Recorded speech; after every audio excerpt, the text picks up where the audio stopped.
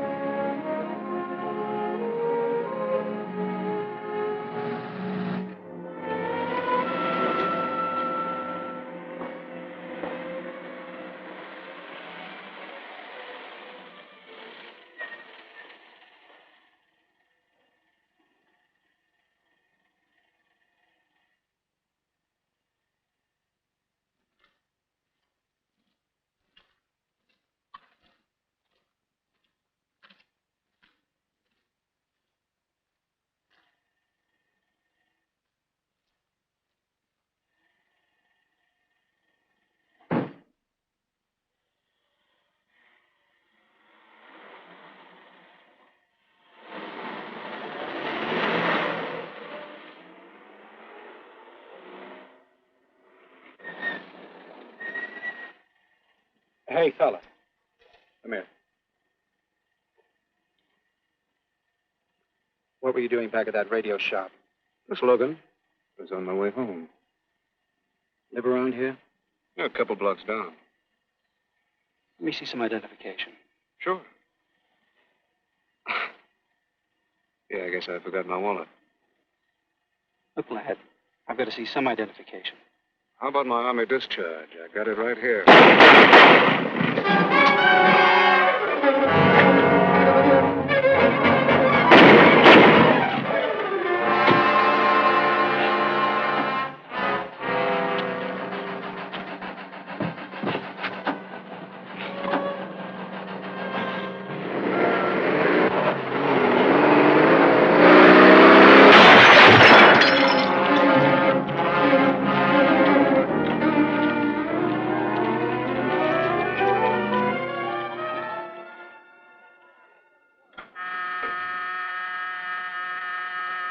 Police Department, Operator 27. I want to report the shooting of a policeman.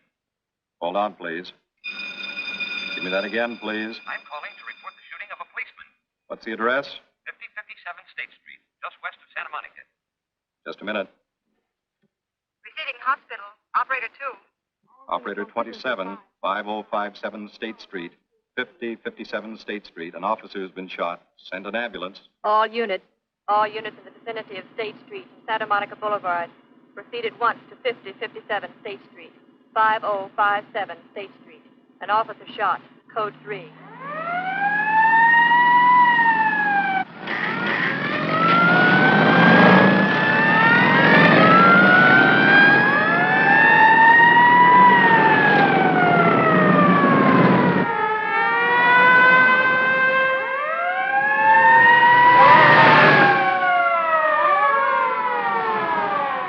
To Control 1. Control 1 to 80K. Go ahead. This is Breen.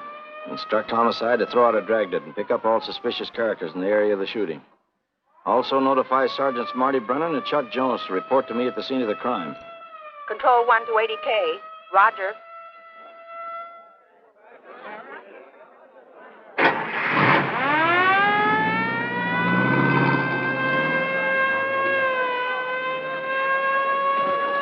I see. Well, what have you got so far?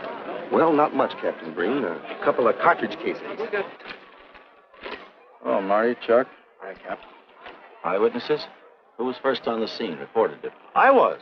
I live here. I'm a light sleeper, but my hearing is good. And my cat. Did the officer say anything before he collapsed? Yeah, he gave a description of the fella. On the shooting of the officer. Suspect is a white male American. Age 26 or 7. 5 feet 10 or 11. 155 to 165 pounds. Brown hair. Regular features. Pencil mustache. Repeat broadcast. All units. Is that about it? Yes, sir, exactly. And the officer kept saying, he looked like such a nice kid. He looked like such a nice kid. As if he couldn't believe what had happened to him. I see. Is that all? Yeah. Thank you very much. Yeah, well, anything else I can do, I'd be glad to help you. We may call you. Get his name and address, will you, Bob? This door been checked, Lee? Yeah, it's okay, Captain. Find anything? Nothing but some smudges so far. Found this in the glove compartment. I think it's nitroglycerin. Doesn't look quite right. Well, check it down at the lab. Right.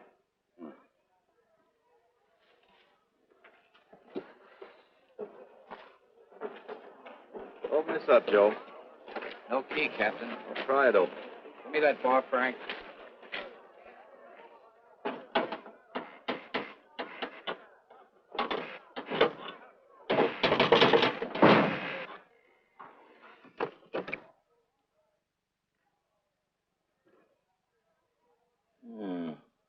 Regular arsenal. Yeah, get a load of that. What is it? I don't know. It looks like some kind of an electrical device. United States Navy. It's either stolen or war surplus. Send all this stuff down to the lab and check the serial number on that Navy equipment. Yes, sir.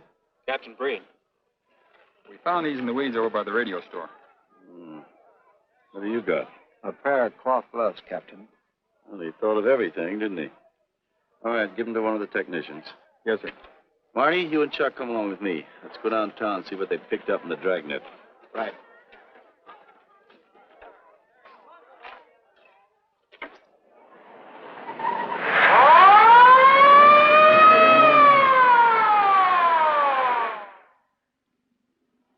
You know him, Marty? Yeah. I know his wife, too. Ever since high school. Captain, I wish you'd let Chuck and me handle this case. All right. I don't want any dead heroes. I just want the man who shot Rollins. The suspects began to arrive at headquarters in droves. The police tossed every motel and hotel and many private homes in a 4-square-mile area around the scene of the shooting. Every available radio car and patrolman and detective was out on the Dragnet. The strings were being drawn tighter and tighter. Many a man returning from a date or a late party or a poker game surprisingly found himself in a squad car, its siren screaming as it brought him to the detective bureau. The Dragnet gathered in some strange fish, and many ordinary ones. All the rest of that night, the detectives probed, needled, questioned, quizzed. Everything was checked. Fingerprints, names, addresses, stories. Every fish in the net was examined. Most of them thrown back into the sea, not worth keeping. Except a few parole violators and slightly shady characters whose stories needed a lot of verifying. I wasn't prowling no cars. Just taking a walk, you know, getting in condition. You were running when the radio car picked you up. Yeah? Maybe that's why the guys call me Punchy. He's got a point there. 2 felony convictions, no warrant, no warrant. He's on parole. Book him, violation of parole. Let's have the next one, Joe. What were you doing in that vacant lot? The vacant lot. Lot? What were you doing in it at that time of night? 你唔好問我咁多咯，我喺樹好耐噶啦，我上喺樹30幾年，未有律醫拉過我。我姓陳嘅，我陳家我做老豆有生意嘅。You say your name is Ralph Henderson. So what? Well, you know, it's a funny thing, Ralph. There's a guy around this town that's been wearing your fingerprints. Only his name is Pete Hannon. Okay. So I'm dead. So what's one more confession in my life? Now you're talking. Okay, Andy. Oh, Harry. What have we got here? Oh, some robbery suspects. Candidates for San Quentin. Handsome here is the big shot. He runs the outfit. Have a gander at his record. Car theft, escape from reform school, robbery, assault with a deadly weapon. Not bad. Look at the heater we found on him. German Luger, fully loaded. Redhead here tried to carve up one of the arresting officers with this pretty toy. Nice boys. By dawn, many minor wrongdoings had been uncovered, and a few incipient felonies. The checking of the suspects had been thorough, painstaking, and tedious. But all the work was for nothing. The man who had shot Officer Rollins was not among them. He remained no more than a description, a shadow of a man, mysterious, elusive, deadly, hidden away somewhere in the vast city. As for Rollins himself, he couldn't help. He was in a coma at receiving hospital. Mrs. Rollins waited out the long, tense hours while her husband fought to live. Many another officer's wife had so waited. Many another will. The word came shortly after sunup.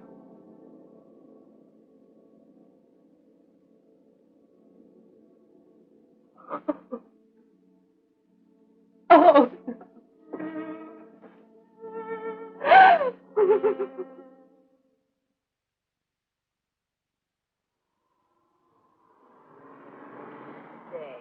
A white male American, 26 or 7, 5 feet 10 or 11, 155 to 165 pounds, brown hair, regular features, pencil mustache. This was no frightened fugitive. What went on in his mind? Why had he set his hand against his fellow men, taken the life of another, of a stranger, of a man who was merely doing his duty? He must have some plan, some goal that called for sudden death to anyone who got in his way.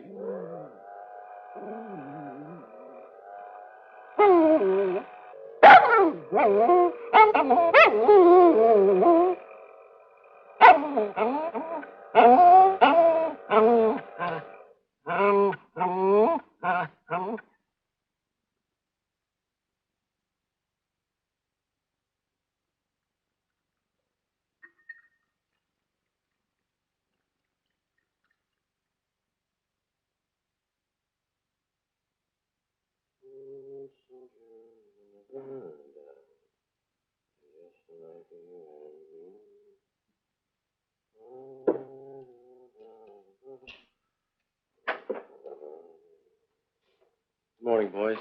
Morning, Lee. Hi, Professor.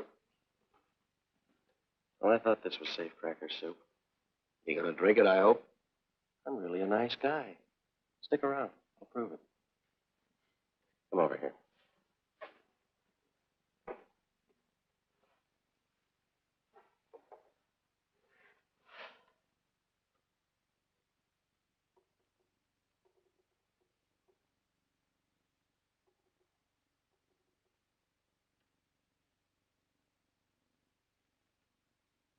Hold this for me, will you, Chuck? Thank you. Now, if you'll hand me that hammer, Marty. Thank you.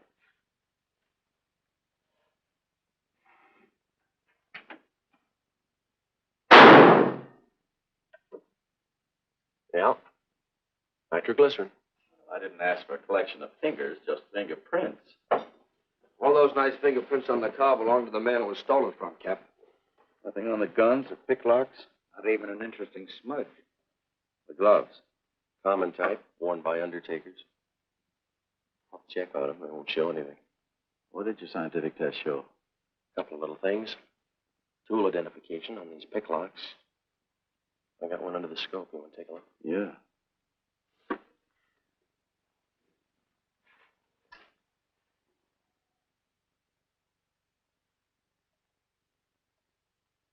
Take a look.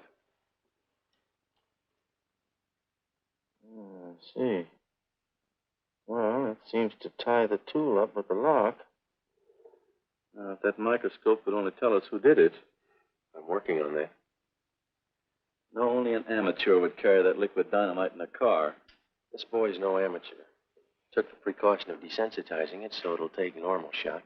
Took a lot of other precautions, too. No fingerprints, no identification, nothing definite. Except he's scientific. Knows electricity. Is inventive. Yeah. Happy on the trigger. This is Captain Breen. Get me Captain Stevens a burglary, will you? I hate to disappoint you, Lee, but I think you've come up with something. Hello, Steve. How are you? Did your daughter's marriage come off all right? Good. Look, Steve, on those burglaries of electrical equipment lately, were there any where picklocks were used to gain entry? Good. Well, let me know if there's another report of one, will you? I've got an idea the Rawlins killer may be tied in with those. Fine. And give my regards to the newlyweds, too. So long, Steve. Well, what are you waiting for? You've got a job, haven't you? Get going. Yeah, let's go, Junior. Hold this for me, will you, Lee? Thanks. And so, with no fingerprints and only a vague description to go by, Sergeant Brennan turned to the modus operandi file. A criminal, like any human being, has his own habit patterns, unconscious traits that can lead to his downfall.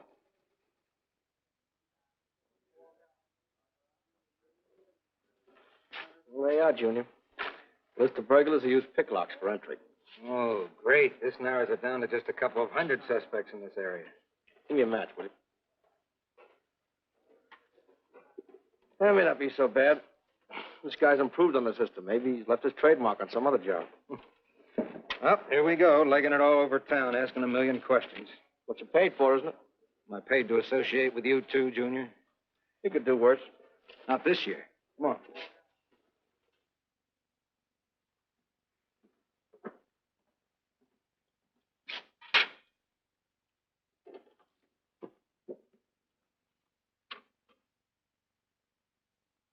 Car 12, car 12, in the 10,000 block on Mississippi. A 394-15 disturbance.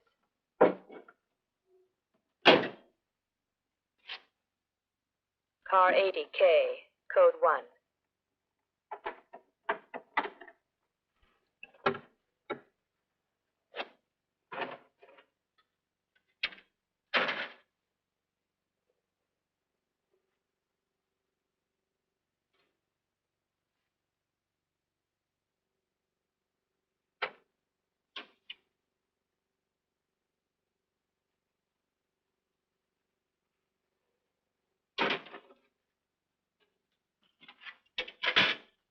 All units, on the broadcast of the suspect arrested in the shooting of Patrolman Rawlins. Cancel the cancellation. Suspect released from custody.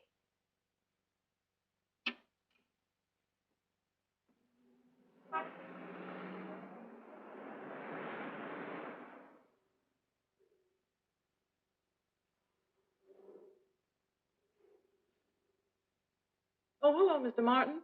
You find Mr. Reeves in the machine shop.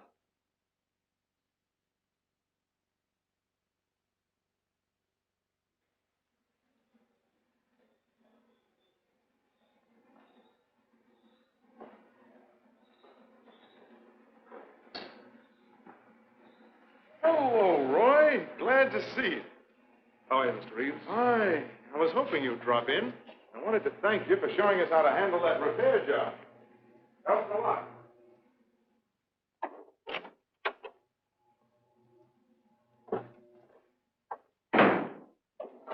Oh, what have we got this time?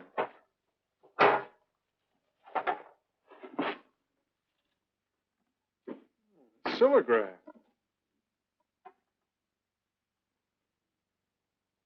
Well, there are plenty of these around, Roy. Not like this one. Yes, I see. I suppose, as usual, you've added your own improvements.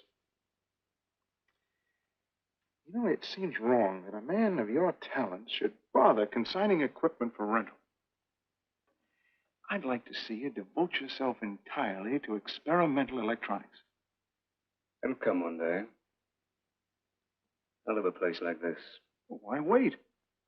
I've got a pretty good setup here. I have modern equipment to work with, a lab, and my confidence. Thanks, Mr. Reeves. I have other plans. But, Roy, you can't tell where it'll lead. Might even work your way around to a percentage of the business. I like it this way. You just rent out my equipment. All right, Roy. All right. But if you should change your mind. I'm not likely to change my mind. I suppose you want me to set this up for rental, too.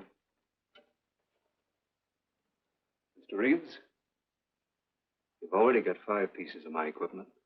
You'd like to know what results I've had from the rental so far, Well, I can't say as I blame you. I think you'll find this satisfactory.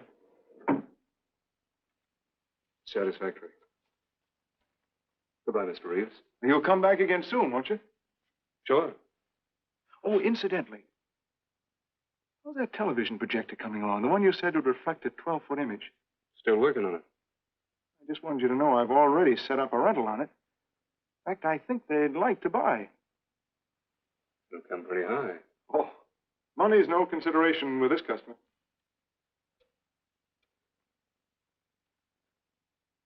Tell him he can pick it up tomorrow. I thought you said it wasn't finished yet. It'll be finished.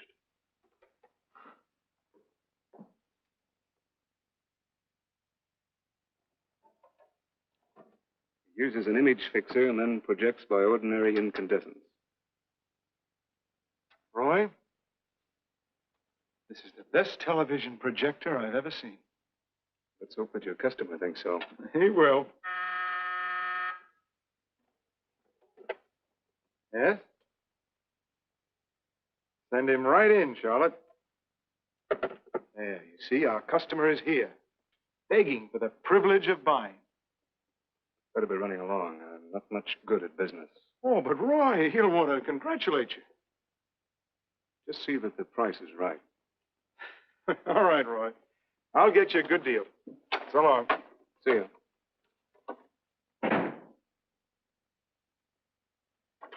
Well, Mr. Dunning, come in. Isn't it a beauty?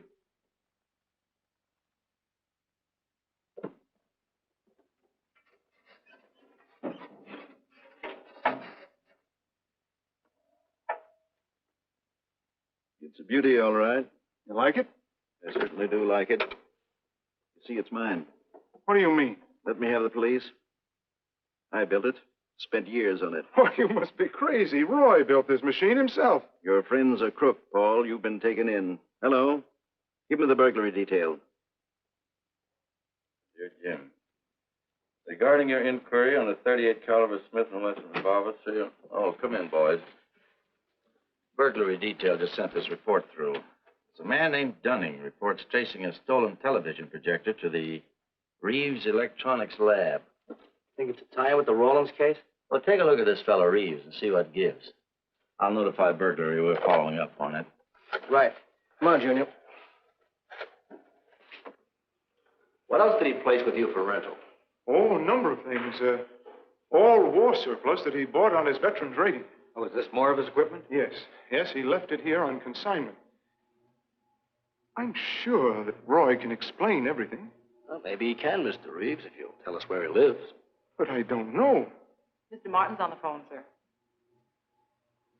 I'd better talk to him. I think so, Mr. Reeves. I'll take it in the superintendent's office.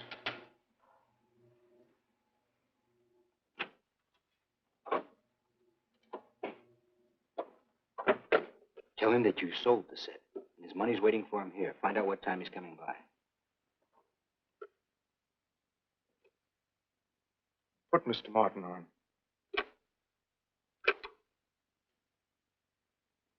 Hello, Roy? Yes, I've sold it.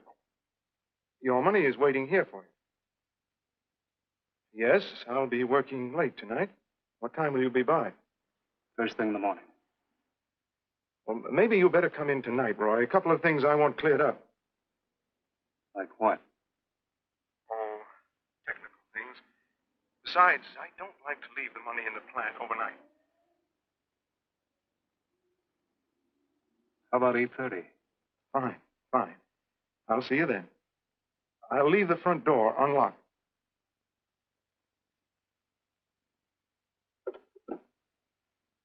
You'll be here at 8:30.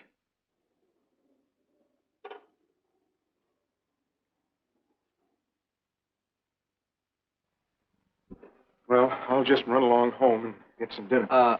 We'd like you to stay too, Mr. Reeves. Why? For company. You want to cooperate, don't you, Mr. Reeves? Certainly. Good. Now, you just wait in your office. We'll be around. Very well. This way, gentlemen.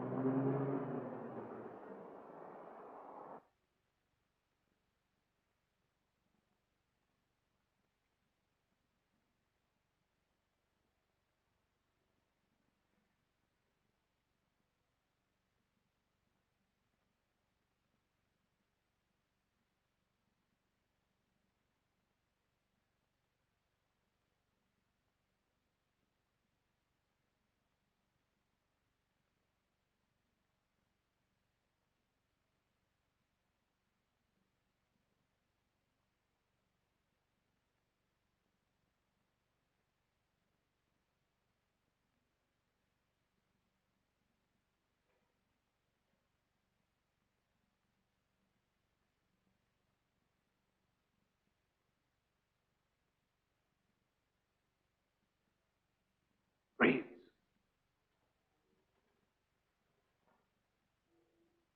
That you, Roy?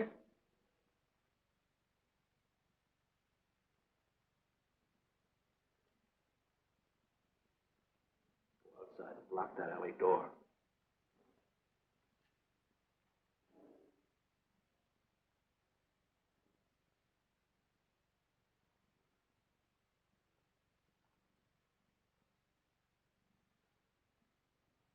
Where are you, Roy?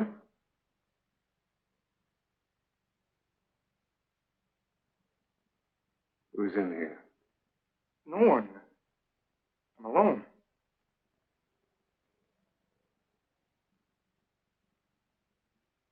Come on in. I've got your money for you.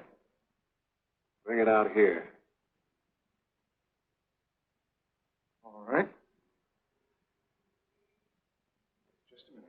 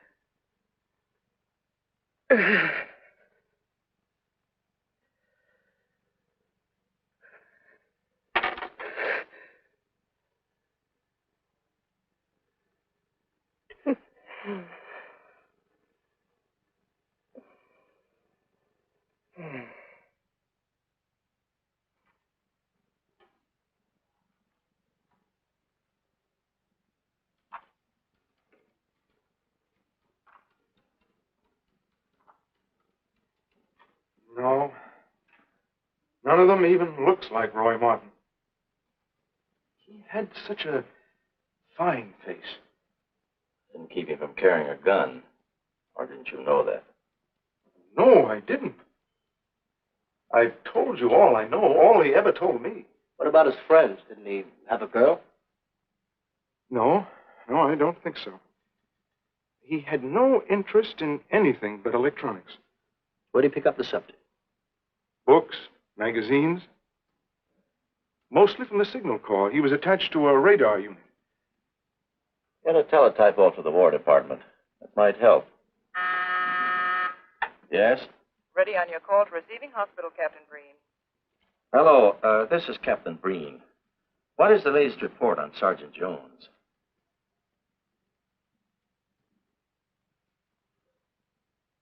I see. Well, let me know if there's any change, will you? Thanks. Chuck's in pretty bad shape, Marty. He's paralyzed. May never walk again.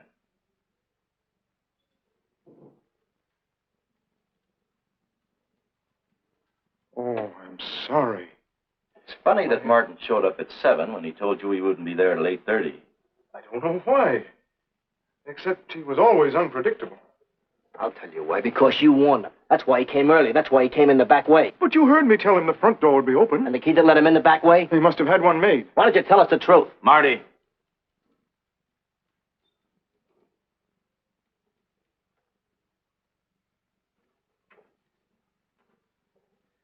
Now, look, Paul. You can make it a lot easier for us to believe your story if you'll just give us some facts. Something that might help us. I told you all I know. I've been gullible, all right, letting him make a fool of me. But I'd do anything to make up for what he did to Detective Jones. Sure you would. You can go now. Oh, thanks. Thanks. My friends, they can vouch for my character. That's good. We'll call you if we need you. Thank you very much. I think he's telling the truth, Marty. I think he's just gullible, like he said. What about the stolen stuff he was trying to peddle for Martin? We'll use it for bait. Maybe Martin will come back for it. Then we can ask him. Here. Nevertheless, I want a 24-hour tail put on Reeves, and I want a watch on his home and his factory. Right. You can keep those. Okay, Captain.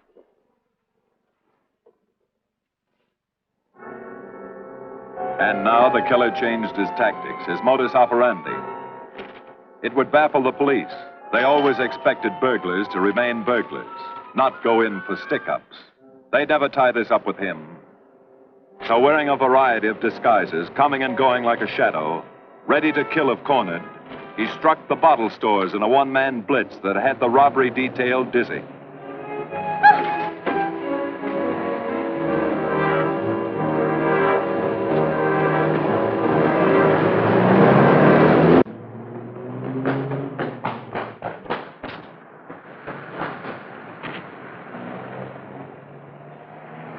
The killer, always resourceful, always thinking along lines that would baffle his hunters, had discovered an ideal avenue of escape. Under Los Angeles is a vast and intricate system of huge storm drains built to siphon off the flash floods of the rainy season. Many of the tunnels are large enough for 2 cars to drive abreast. Here were 700 miles of hidden highways, ideal for the use of someone who needed to hurry from place to place without being seen. Ideal as a hiding place for guns and supplies in case of emergency. Well, the reason I asked you to come over is I think I've hit on something. An identification? No, not quite, but a tie-up. Now, These are the shells from the gun that killed Rawlins. These were fired in the liquor store holdup in which the bandit got away. And these were fired at Chuck. Now, as you know, every ejector, even in guns of the same model and caliber, is different. Each one leaves its own markings on the cartridge casing. Now, look at these fine striations. This deep gouge. The same on all three.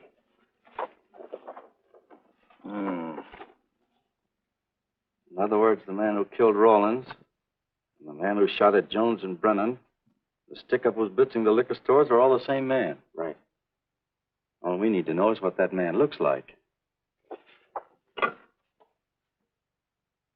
Get me Chandler in robbery, will you? I've got an idea about that. Also, it'll give us a chance to see if Reeves is on the level with us. Steve, Breen, about those blitz holdups you're on. Round up all the victims and have them down here tonight, will you? Oh, it's just a little scheme. Thanks, Steve. That's good. Now sketch another one of the same type, only this time thin it out a little, huh? All right. Hi, Lee. How's it coming? You ready for tonight? We'll be ready. Think it'll work? It should. Where'd you get the idea? From a kidnapping case in Chicago. I thought these slides might be an improvement over the method they used. Could be. Captain thinks so. Good evening, ladies and gentlemen. May I have your attention for a moment, please? You've all been asked to sit in on a little experiment tonight. We're going to try to build a picture of a face. A face of a man who's cunning, resourceful, and deadly. He's a man who killed a police officer. Now, some of you he held up at the point of a gun. You may have seen his face, remembered something about it. And we want you to tell us exactly what you remembered. Whether it's his hair, eyes, nose, or mouth. And we're going to try to put those pieces together so that they add up into a picture of the face of the man we want. Now, you can see how we're depending on you. Lights. Now, first, we're going to concentrate on the type of hair our man had. And if the picture looks anything like his hair, I want you to speak right up. All right, the first slide, Lee.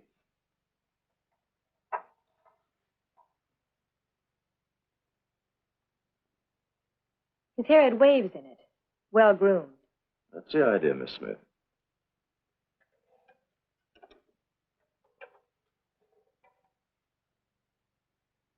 Is that any closer? No, it was parted on the side.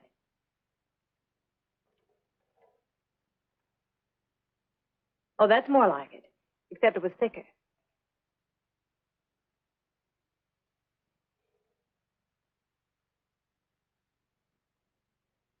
Oh, that's very close. Yes, that's the way his forehead looked. It was broad and high. All right, hold that slide. On the next series of slides, we'll take into account his eyes.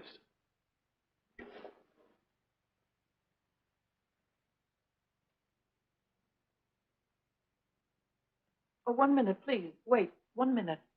His eyes were a little like that. Maybe a little smaller, like beads. Go on, Lee.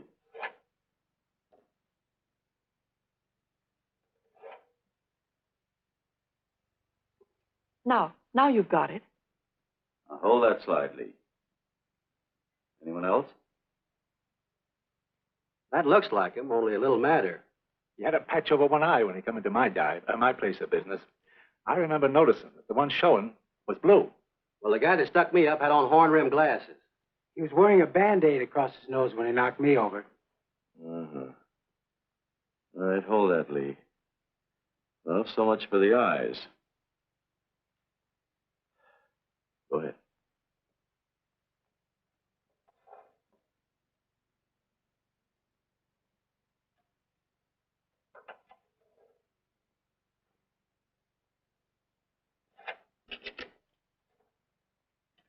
Señor Capitán. Yes, Miss Montalvo? Ay, ¿cómo se dice en inglés? A sus órdenes, señorita. Ah, qué bien. En este bandido, la nariz fue chata, como aquella, pero un poco más chata y más ancha. Like that, Captain, but more snub, wider. Try another one, Lee. Como aquella.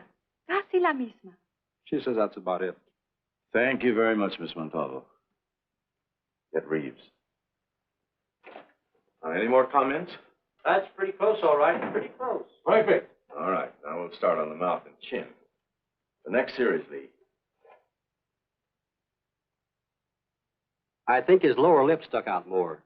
The mouth was thin and mean, like it never laughed. Go ahead. Something like that, but thicker lips. There. That's it. That's him. All right, now hold that right there, Lee. Oh, come in, Mr. Reeves. Good evening, Captain. You ever see that face before? Why, it's Roy. Except for the hair being a little lighter and the eyebrows heavier. It's Roy. You're sure? I'm positive I'd know him anywhere. Lee, I want a retouched photograph. Now lighten the hair and give more body to the eyebrows. Right. Lights. That's all. Thank you very much. You've been a great help. It's positively amazing how you found out what he looks like. Well, we're looking for an amazing criminal, Mrs. Johnson. Thank you and good night. Good night, Captain. And so the face of the unknown killer, built up from fragments of evidence, was sent out all over the country. To chiefs of police, to sheriffs, to county constables and county jailers, to the wardens of prisons, to all postmasters and postal inspectors, to the agents of the Treasury Department, to the FBI.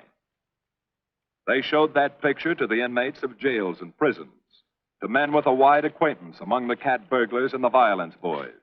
Informers and con men and sharpshooters were quizzed, those on the fringe of crime and those deep in the rackets. Many wanted to help. Nobody could. No one in the underworld recognized that mysterious face. He was as unknown as if he had lived in the 16th century.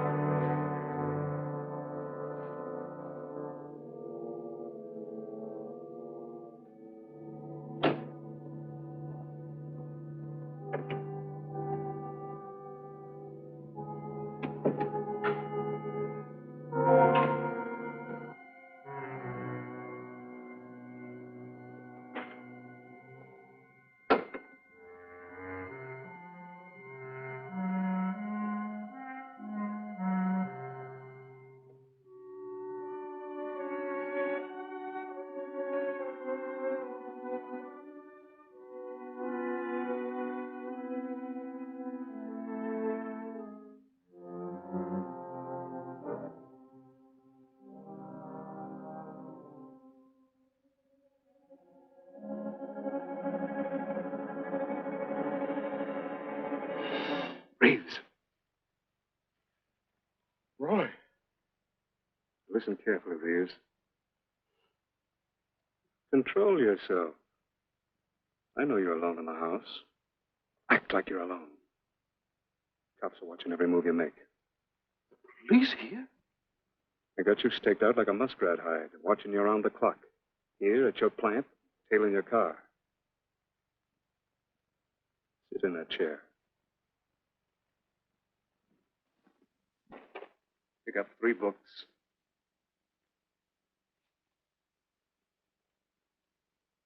Don't look up and don't answer me. All right. But glance at the books.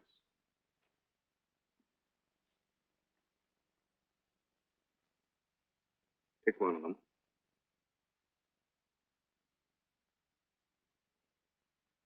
Okay. Now, that's the book you want to read before you go to bed. Now, get up and turn off the lamp.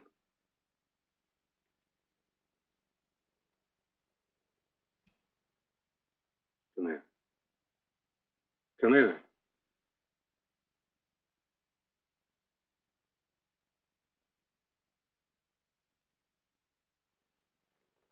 Go in the den.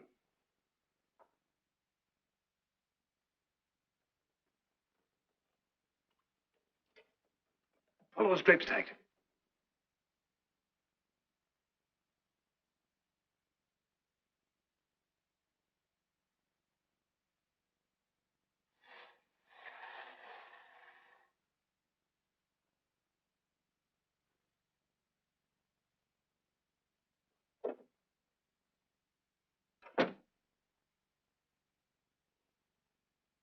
Get away from them.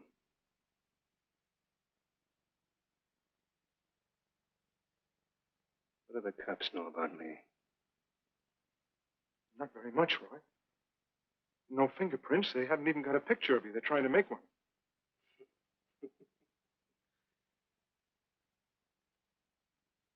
How much cash you got in the house? None. I never keep any cash in the house. It isn't good business. Suppose you think it was good business letting me walk into that trap. No, I know. Don't do anything you'll regret. Now, listen to me. It isn't too late. Give yourself up. Come to your senses before you kill someone else.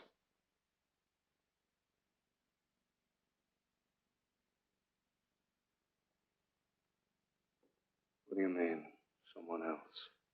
What do you mean? Nothing. The two officers, they said one of them might die. He's still alive, isn't he? Reeves? I never thought you'd stooge for the police. You almost got me killed. Roy, you know the police are right outside. You'd never get away with it.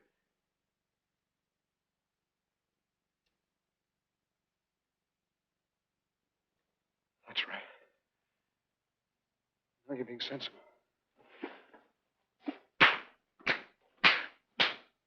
I know there's money here. Where is it? Don't, Roy. I'll get it.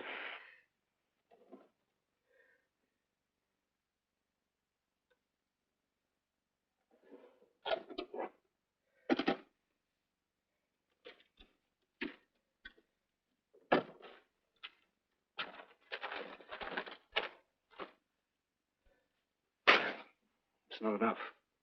Stuff you better mind is worth thousands. I'll get more. Get it. Keep it handy. We'll be back next week and next month. But get it and have it ready. Just give me time.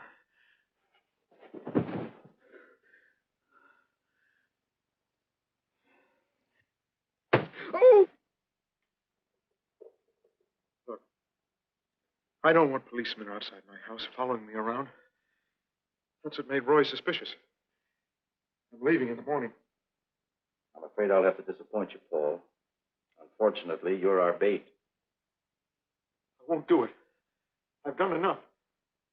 Look, no one's done enough until we find this killer.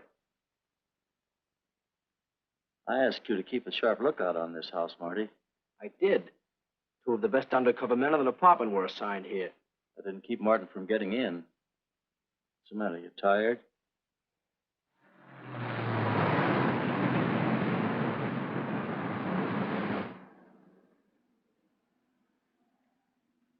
You got any idea how long you've been on this case, Marty? Months. Long enough to have come up with something by this time. You know any more about the Rawlins killer than you knew the first week? Yeah. He's about the toughest nut I've ever had to crack. That's what I told the chief when he called me in this afternoon, wanted to know why the case hadn't been broken. Look, Captain. Rawlins was a friend of mine. So's Chuck. I've got a bigger stake in this than the chief knows. I'm doing everything I can. Well, I'm afraid it's not enough, Marty. Maybe you're too close to it to see it clearly. Maybe it needs a fresh team, a new viewpoint. I think you better take a couple of weeks off, Marty. Starting tomorrow. Anything you say, Captain.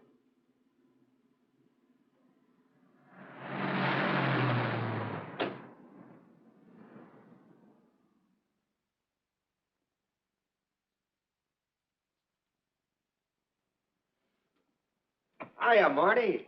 Hi, Chuck. Meet Miss Scanlon, my new bodyguard. He's the one I've been telling you about. Oh, you mean the one with the steel trap brain? How do you do? Hello. Say, this guy been behaving? After a fashion. See, she takes me out in my go-kart, puts me to bed, wakes me up, dresses me. You're perfectly capable of dressing yourself now, Mr. Jones. I'll be back in a few minutes. Well, how's it been going, Junior? Oh, pretty good, Chuck, pretty good. Is that why you're off the case? How'd you know? Breen was in to see me this morning. Oh. Suppose he also told you they put a new team on the case. He told me everything. Let's see what his new boys dig up. Well, maybe they'll examine the facts of the case a little more carefully. What facts? That our man's sharp, that he's intelligent and works alone, that he has no record, never leaves a fingerprint and knows every move we make? Sure, plenty of facts, only they add up to nothing. Sure, forget it. You got yourself a 10-day vacation. Go on down to the beach, get a suntan. By the time you get back, the case will be broken.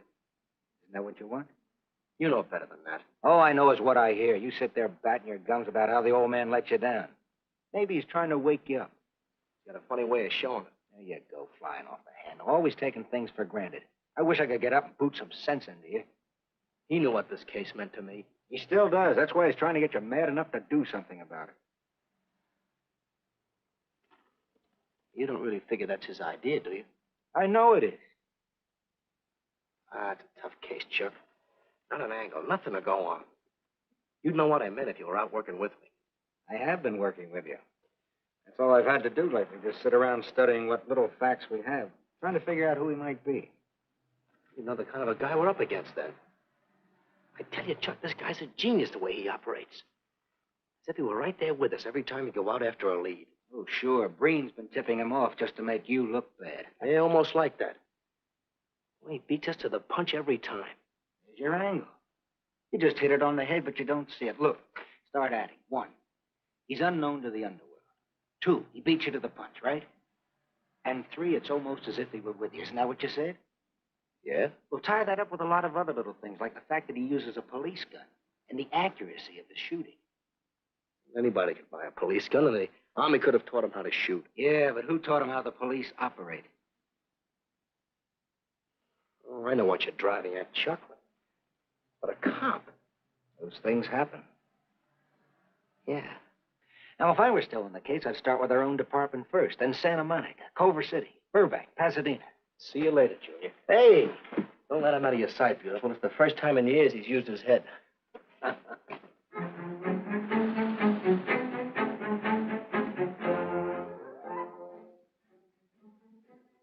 But you get a print of every mug we take. We always send L.A. a copy, Sergeant. It's personnel photos I want. You mean of our boys? That's Roland's killer, isn't it? That's right. You've checked your own department. We did that first.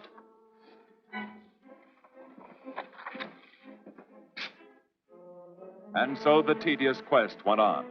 Sergeant Brennan wore out his shoes and his patience, going from police station to police station, checking photos until his eyes were blurry. For police work is not all glamour and excitement and glory. There are days and days of routine, of tedious probing, of tireless searching, fruitless days, days when nothing goes right, when it seems as if no one could ever think his way through the maze of baffling trails a criminal leaves. But the answer to that is persistence, and the hope that sooner or later something will turn up, some tiny lead that can grow into a warm trail and point to the cracking of a tough case.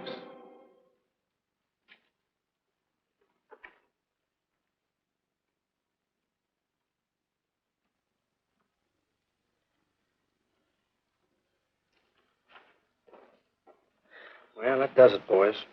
Can't say I'm sorry you didn't find him in here. I'd hate to think it was a cop. Doesn't seem to be anybody. Just a lot of pieces of a face that never existed. Would you mind if I see that again? Sure, frame it. Put it on your dresser. Wait a minute. He wasn't a cop. He was a radio technician right here in our dispatch office. What did you say? I'm saying he worked here in 42. Well, come on, give. I remember the kid well. He was sort of strange, never bothered with anyone in the department, just kept to himself. He was in line for promotion when he was drafted. Where was he living at the time? I don't remember. Try the dead files.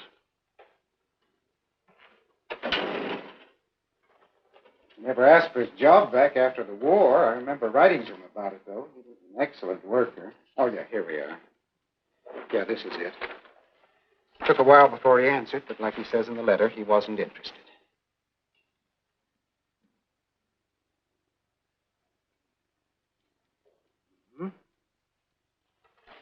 Postmarked Hollywood. No return address. What do you want us to do? All the work? Oh, thanks a lot, Freddie. Remember, he was a civilian employee.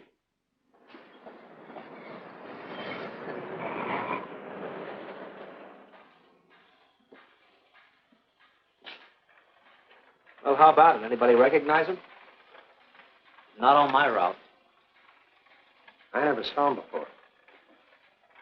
Yeah, okay, fellas. Thanks very much. I thought for a minute. No. He had that face. I wonder. Yeah? Well, this may not mean anything, but he looks like a guy that's on my route. He never gets any mail, but I see him around there all the time. He lives in one of the courts. Where? Come on, I'll show you. It's not that easy. What time does your route take you past those courts? About 9 o'clock. Why? Just thinking.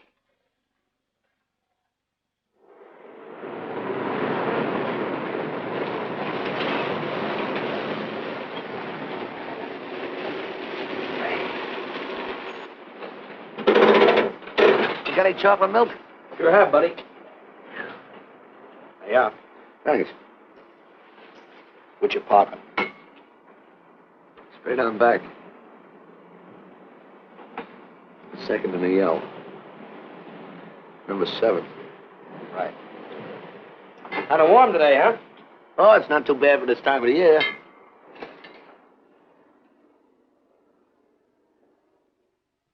Good morning.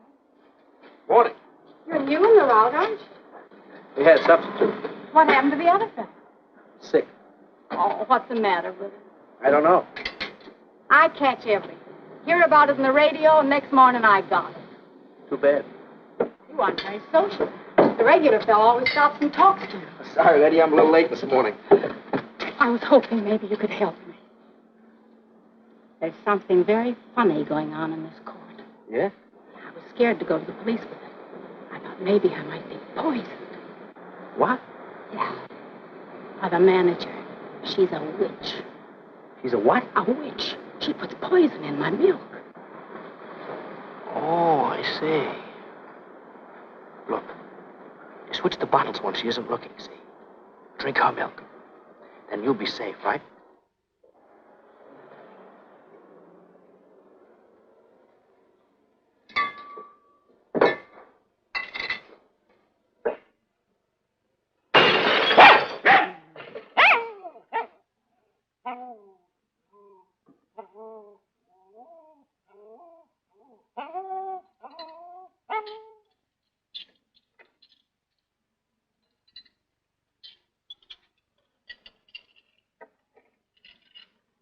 Why, I had a little accident. Got a mop, I'll clean it up. Leave it be. I'll clean it up myself. Okay, mister.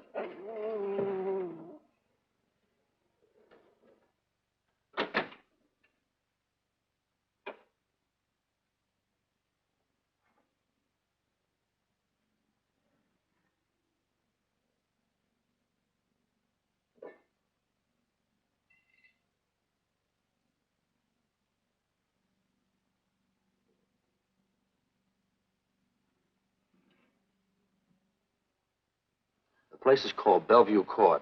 I drew this from memory, but it's pretty close. That's where he's hiding out, right there. You sure he's our man, Marty? Captain, I couldn't go wrong on that face. He's our man.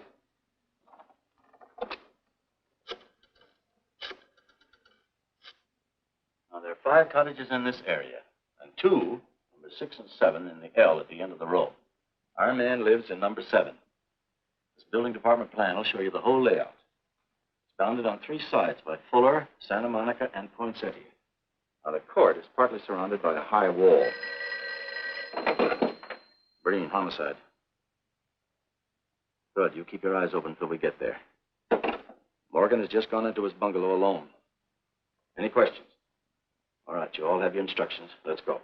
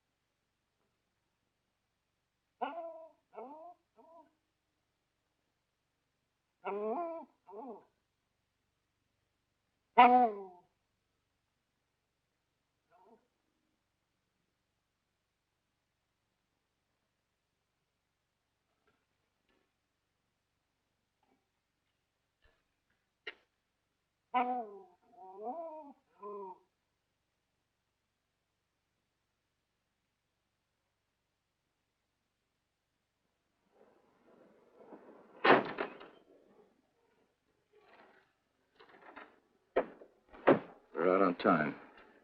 Wait 5 minutes. Go around and block the side entrance. Keep your lights off.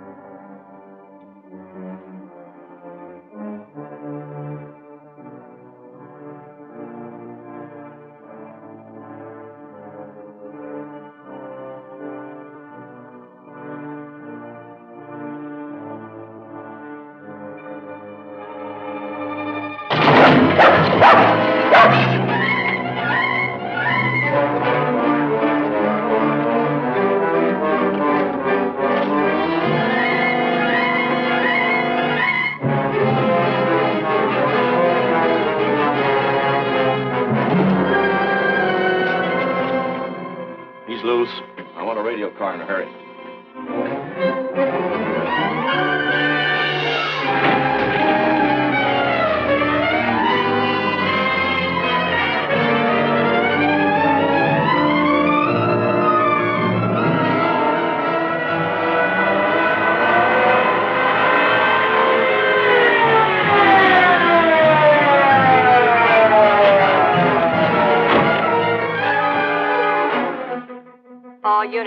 All units in the vicinity of Santa Monica and Fuller. The murder suspect in the Rollins killing is at large.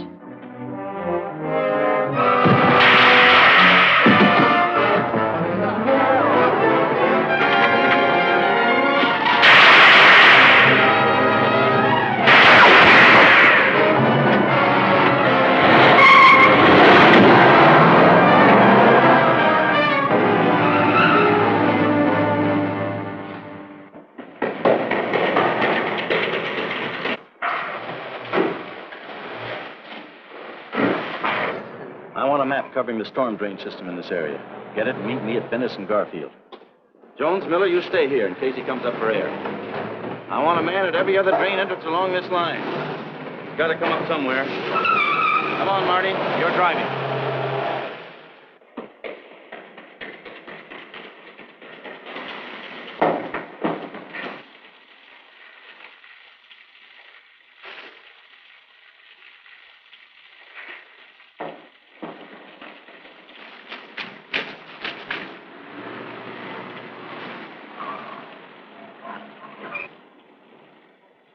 Keep this drain covered. It's liable to pop out anywhere.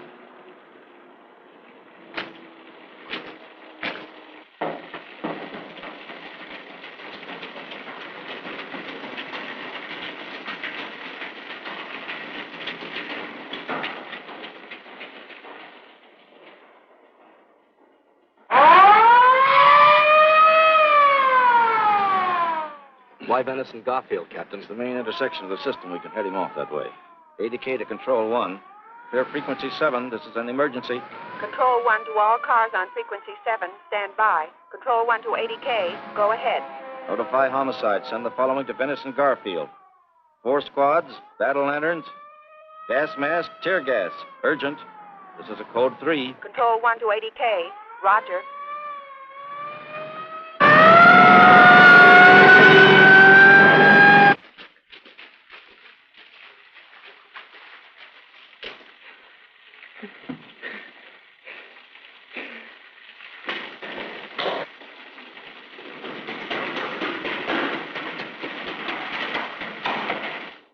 Probably head down this main drain to where it comes out at the Rio Hondo. Now, you take your squad and cover that exit. Right. Keep all spare radio cars cruising back and forth along this main street. Watch the curb inlets. We'll go in here.